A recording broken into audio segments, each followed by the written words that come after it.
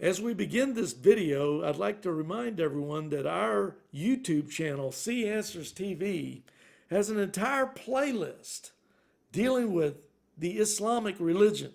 Please go there to find out more about that. And we also have a website, www.muslimhope.com, which also deals with the Islamic religion from a Christian point of view.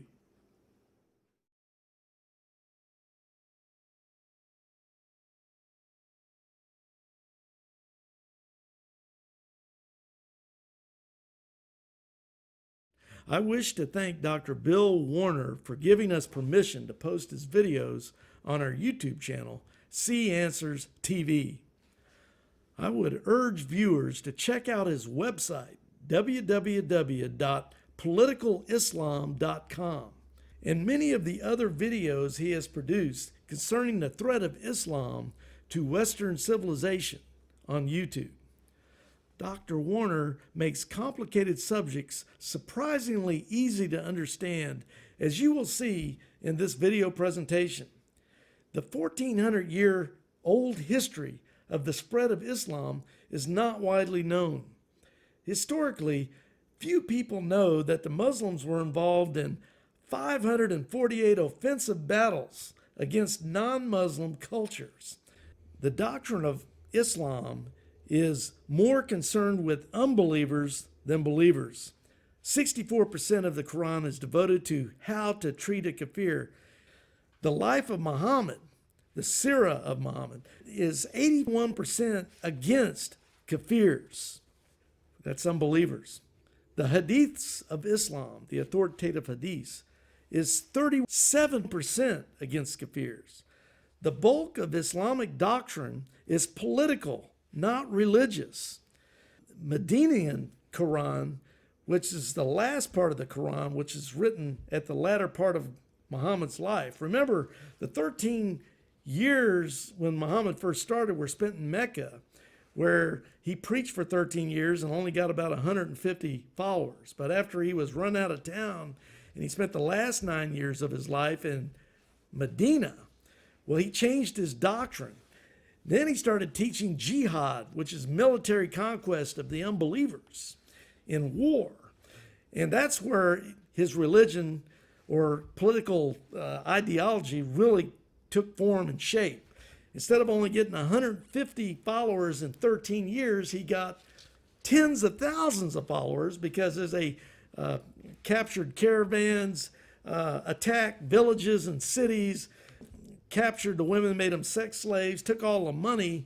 Well, he started getting more and more followers because he only asked for 10% of the take. He gave the other 90% of the sex slaves and money to his followers. So with everybody getting all these spoils, well, he suddenly got all these new followers that he never had when he first started out the 13 years there in Mecca.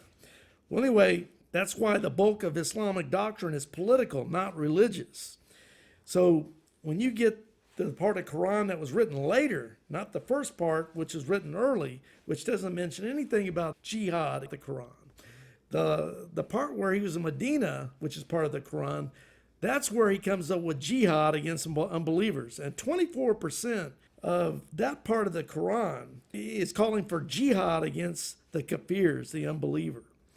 The life or biography of Muhammad is 67% jihad against unbelievers, and the Hadiths, 21% jihad against the unbelievers. For more information about all this, and it's easy to see why Islam did not really have success until Muhammad incorporated the doctrine of jihad, military conquest, and violence against unbelievers, and taking their possessions, making them dhimmis, which are like a third-class slave under the Islamic Sharia Law. For documentation concerning the history of Islam, please go to Dr. Bill Warner's website, www.politicalislam.com. So let's just begin. Today there was an attack on the Louvre where a fellow named Abdullah, the last name not given, was risking his life to try to sneak paint bombs into the Louvre, which is quite certainly one of the most important repositories of all of the artistic output of classical civilization for some centuries. Why do you think why would a Muslim risk his life to try to get paint bombs into an art gallery? Well, let's go back a bit so that we can understand it. And by the way, I think that before we get through talking about the art, at the very end, we need to talk about the artists in our civilization who seem to think that this is nothing to worry about. That is, I find that my artist friends come closer to supporting Islam than condemning Islam. But with that sidebar created, let's go back and remember how the Taliban brought in bombs to destroy the Bamyan Buddhas? Oh yes, the 100-foot tall Buddha statues. Yes. And do we remember how when one of the government overthrows in Egypt, one of the things the crowds did was attack the museums? In fact, yes, and they specifically went in and took out art and manuscripts and burned them and destroyed as much stuff from the Egyptian archaeology and art museums that they could. And can we go to the Sphinx, which is missing its nose? Indeed. That was also done by Islam. Now let's go back to when Baghdad fell. What happened in the museums in Baghdad? They were destroyed as well. So what I'm trying to do here is to say this is not some freak event. This is part of a pattern. But the pattern has its origins 1,400 years ago. When Muhammad conquered Mecca, one of the things he did was, it was said that at the Kaaba there were religious art of 360 religions. He personally, with his own hands, destroyed some of the art and issued commands to his lieutenants to destroy the rest of it. Then soon after that, he sent Khalid, the sword of Allah, to destroy a site of worship for one of the, I forget the name of the god that was worshipped there. But anyway, so he destroyed that art site, which was art devoted to the worship of a particular god. So what I'm trying to say here is we should not be surprised. These paint bombs are part of civilizational war. Civilizational war started by Muhammad 1,400 years ago.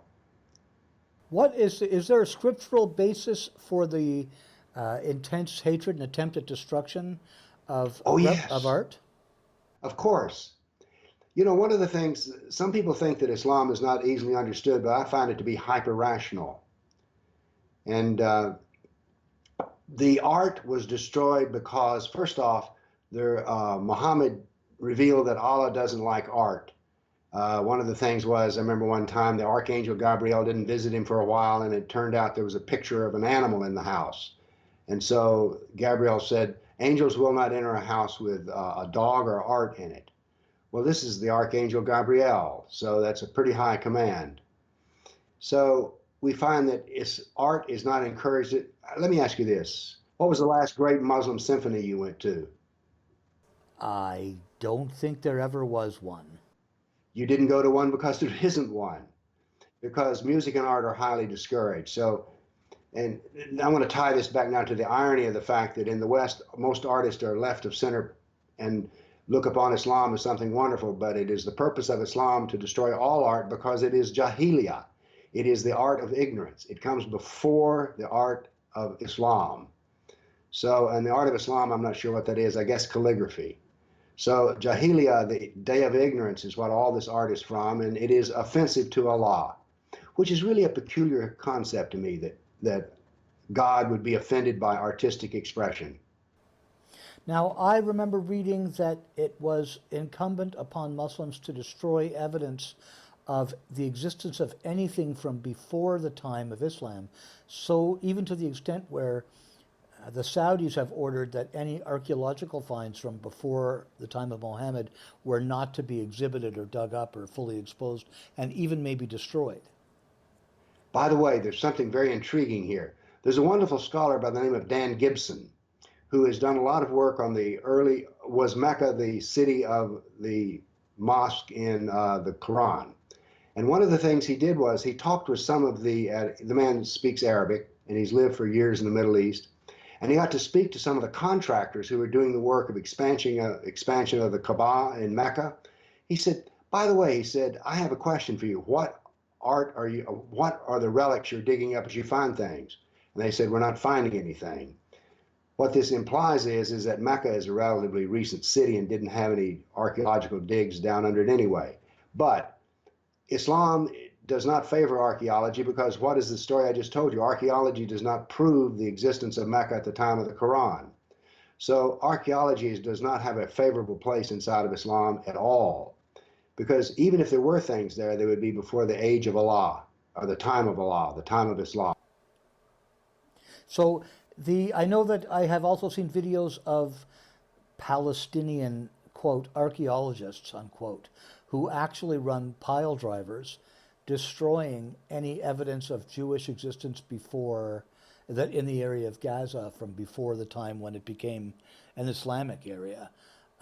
Would that be consistent with this?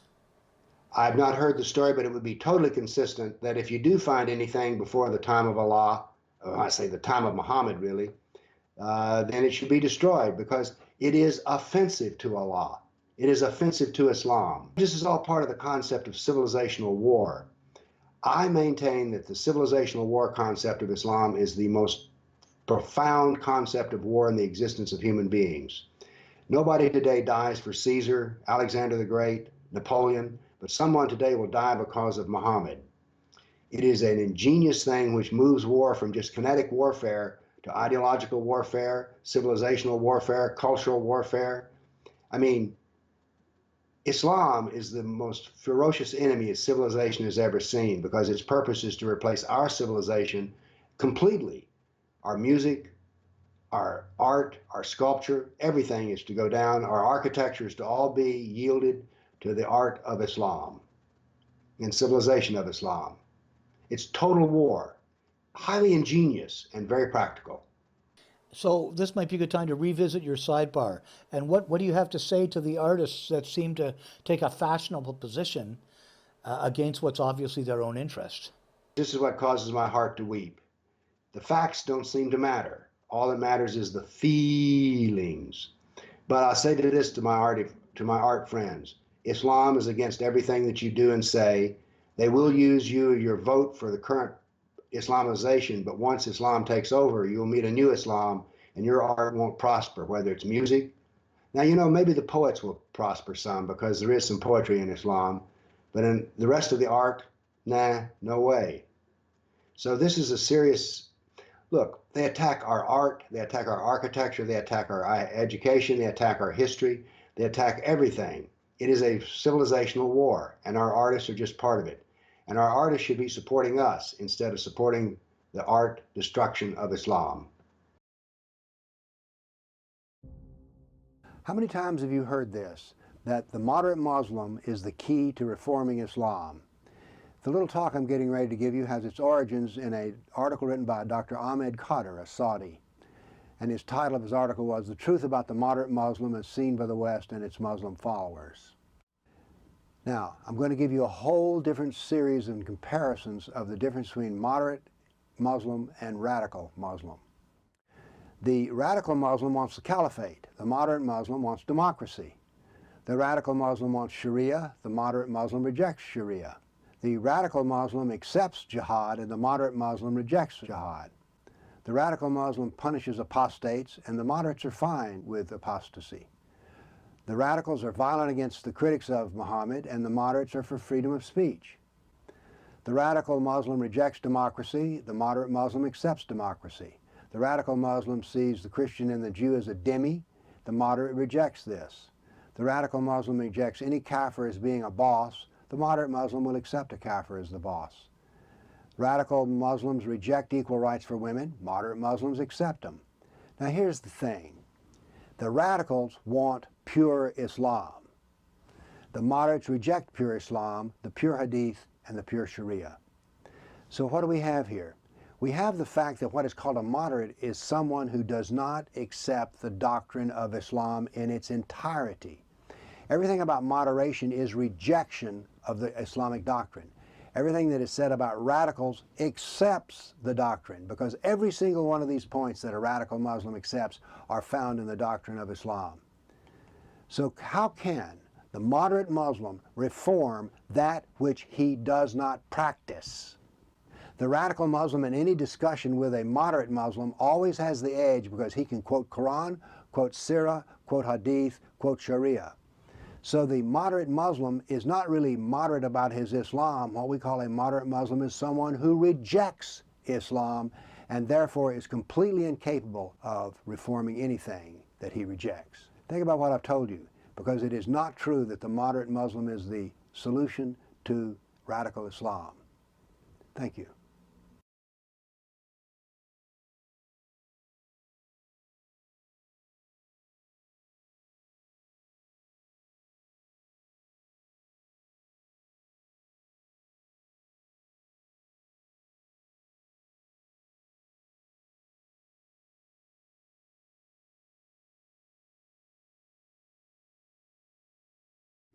Check out our websites.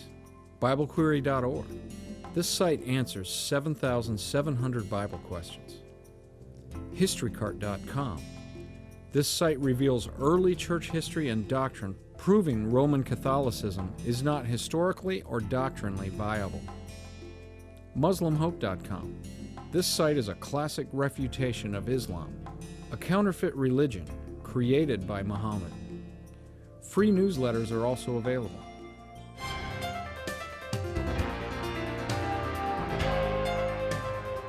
Hello, this is Larry Wessels with just a quick message to our viewers to check out our main YouTube channel, See Answers TV, which stands for Christian Answers Television, where we have all of our over 610 videos posted. By going there, you can see all of our videos organized by playlist, categorized by subjects. Once you scroll down past our Bible prophecy trailer at the top of the channel page, the playlists begin. You'll see our recent uploads playlist, followed by our most popular videos playlist, followed by our playlist on Jehovah's Witnesses, then Islam, the Muslim religion, then Roman Catholicism, Darwin's metaphysical evolution religion, Seventh-day Adventism, dealing with anti-Trinitarians and early church history. Our multiple playlists, which includes God-hating atheists, phony TV preachers and King James onlyists, dealing with UFOs, ghosts, spiritual warfare.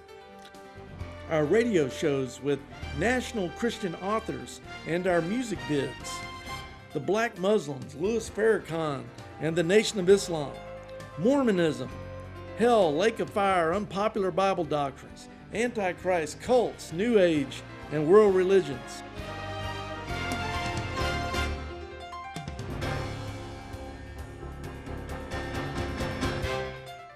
Charles Haddon Spurgeon, Jonathan Edwards, and Spanish videos. End times, supernatural prophecies, and tough Bible questions. And our playlist dealing with predestination, Arminianism, and Calvinism. Our YouTube channel is built to help people learn the Bible and defend their Christian faith against false prophets that come against it from every side. Jude verses 3 and 4. At the time of this recording, our channel has already been blessed with over 6 million viewings and over 10,000 subscribers.